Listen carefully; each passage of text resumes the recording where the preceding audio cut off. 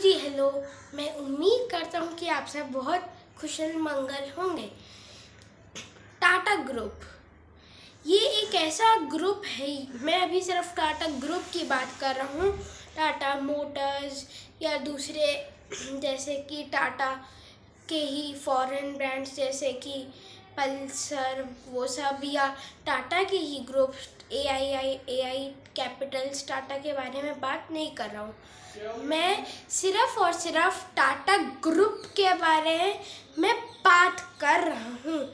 ये फैक्ट तो आज मैं आपको टोटल 8 फैक्ट्स बताने वाला हूँ टाटा मोटर्स के बारे में। पहला फैक्ट ये है जो कि लगभग जो लोग टाटा में काम करते हैं वो सब लोग जानते ही होंगे। इनकी 1868 में जमशेदजी टाटा ने टाटा ग्रुप को बनाया है। पहले ये कंपनी गाड़ियाँ नहीं बनाती थी, ये स्टीम लोकोमोटिव्स बनाती थी। इन्होंने पहले टियागो और टिगोर जैसी गाड़ियाँ नहीं बनाई थी, पहले ये ट्रक्स और लोकोमोटिव्स बनाता था। तक भी नहीं के बारे में भी ज़्यादा नहीं जानता था, लोकोमोटिव्स ही बनाता था। लेकिन इनका प्राइसेस थोड़े से ठीक ठाक होते थे, चीप पर नहीं होते थे। टाटा ने अपनी फर्स्ट कार नेक्सॉन या टियागो जैसी गाड़ियाँ, टिगोर या हैरियर जैसी कार्स बना के नहीं किया था। वो एक ट्रक था जो कि उसने टेम्बलर बेंज के साथ मिलकर बनाया था, और इसीलिए उनके ही ट्रक्स में पहले मर्सिडीज का लोगो आया करता था। और उन्होंने अपने ट्रक्स की रिलायबिलिटी प्रूव करने के लिए जेनेवा बॉम्बे रैली में 3 ट्रक्स को हिस्सा डलवाया, और उन ट्रक्स का नाम था टाटा या मर्सिडीज। उस टाइम दोनों का ही नाम आता था, मर्सिडीज टाटा एल्सिया। ये एल्सिया नाम था उस ट्रक का, और 3 एल्सिया नाम के ट्रक्स को उन्होंने जेनेवा बॉम्बे रैली में पार्टिसिपेट करवाया था, जो कि 12,814 किलोमीटर चले थे नॉन स्टॉप और बिना किसी ब्रेक डाउन के।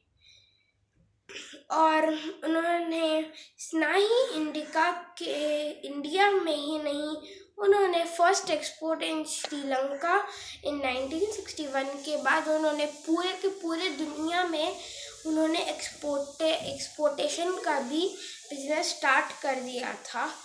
और सिर्फ 60 इयर्स में उन्होंने टोटल 45 कंट्रीज़ में स्टार्ट कर दिया था एक्सपोर्टेशन। आज के डेट पर टाटा ग्रुप टोटल 50 कंट्रीज़ में एक्सपोर्ट करता है। एक चीज़ की 1969 में लोगों चेंज हो चुका था। मर्सिडीज के 3.8 स्टार की जगह टाटा के टी का लोगो आना चालू हो चुका था। 4th चीज़, इस लोगो के साथ उन्होंने अपना फर्स्ट ट्रक जो कि fully under made in Tata था, उसमें मर्सिडीज या किसी दूसरी कंपनी का एक भी पार्ट नहीं यूज़ हुआ था, वो थी टाटा 407, जो कि एक कमर्शियल ट्रक था। और वो उसने लॉन्च हुई ही स्विगा Mazda Isuzu Mitsubishi DC Toyota जैसी गाड़ियों का धंधा ही मंदा कर डाला, और इसने टाटा को ग्रो करने में काफ़ी मदद की।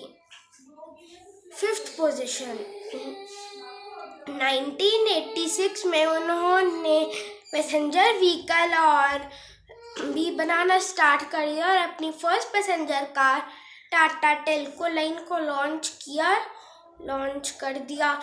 इसको कुछ देशों में टाटा एस्टीलिया बोला जाता था, और कुछ देशों में टाटा पिकअप सिंपली बोला जाता था, और ऐसे बहुत सारे नाम थे। और इन्होंने फिर 1992 में अपनी फर्स्ट एसयूवी टाटा एस्टेट को लॉन्च किया, और ऐसे ही फिर वो आगे बढ़ती रही। जैसे 1994 में टाटा सुमो को लॉन्च किया, जिसका नाम उसके CEO सुमंत मूलगांवकर के नाम पे ही रखा गया था। टाटा सफारी को लॉन्च किया, जो कि आज भी काफ़ी फेमस गाड़ी है। इंडिया में इसने बहुत सारे बिजनेस स्टार्ट किए थे। जैसे बाहर की कंपनीज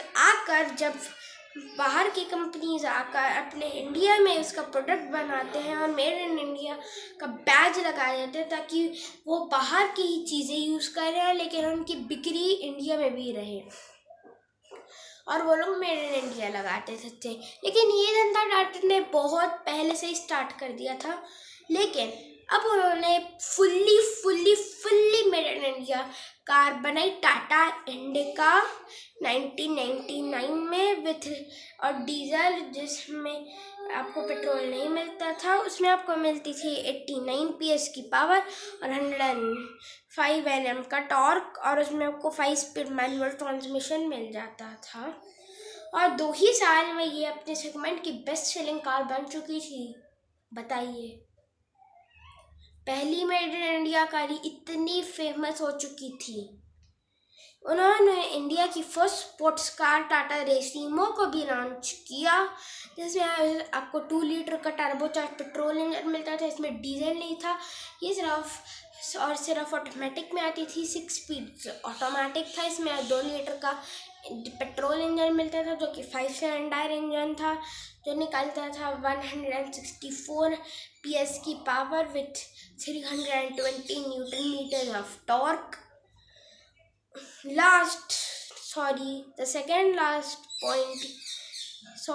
बुद्धू बना रहा था आप लोगों को। अभी 3 पॉइंट्स बाकी हैं।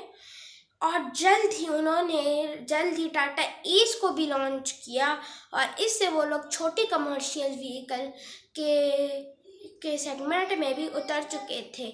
और 2 महीनों में उसकी 20,000 से भी ज़्यादा यूनिट्स बिक चुकी थी, और आज तो उसकी 1.5 लाख से भी ज़्यादा यूनिट्स बिक चुकी हैं। Second last point, Ratan Tata को गाड़ियाँ रखने का भी काफ़ी शौक है। आप उनके गैराज में जाएंगे तो आपको एक से बढ़कर एक गाड़ी मिलेंगी, जैसे Ferrari, California, Honda civic, land rover, Freelander etcetera. Last point, Tata की बिल्ड क्वालिटी जो है आज की डेट में काफ़ी मजबूत आ रही है। उसकी एक भी गाड़ी ऐसी नहीं है और एक भी ऐसा एक्सीडेंट नहीं जिसमें उसकी गाड़ी की बॉडी पूरी ख़त्म हो गई हो। ये बिल्ड क्वालिटी का उनको भूत कहाँ से चढ़ा? टाटा मोटर्स में पहले बिल्ड क्वालिटी कोई जानता नहीं था। अगर किसी को एक गाड़ी लेनी थी, सीधा जाता था मारुति के शोरूम में, या तो स्विफ्ट लेता था, डिज़ायर लेता था, या फिर ऑल्टो 800 ले लेता था। टाटा पे मतलब ध्यान दे रहे, लेकिन ज़्यादा नहीं देते थे। लेकिन टाटा ने जब अपनी 1 लाख के अंडर की भी कार टाटा नैनो को लॉन्च किया, तब तो उन्होंने तहलका मच चुका था पूरे इंडिया में। लेकिन जब से ग्लोबल एनकैप आया था, वो 2020 में नैनो डिसकंटिन्यू हो चुकी है।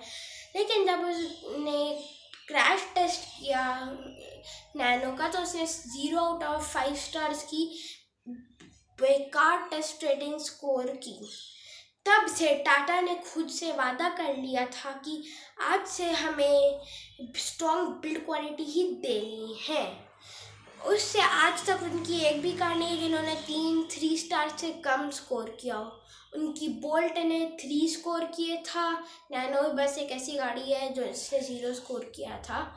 टियागो ने 4, नेक्सॉन ने 5, हैरियर का कोई क्रैश टेस्ट नहीं, अल्ट्रोज ने 5 और सफारी का भी क्रैश टेस्ट हाल ही में नहीं है।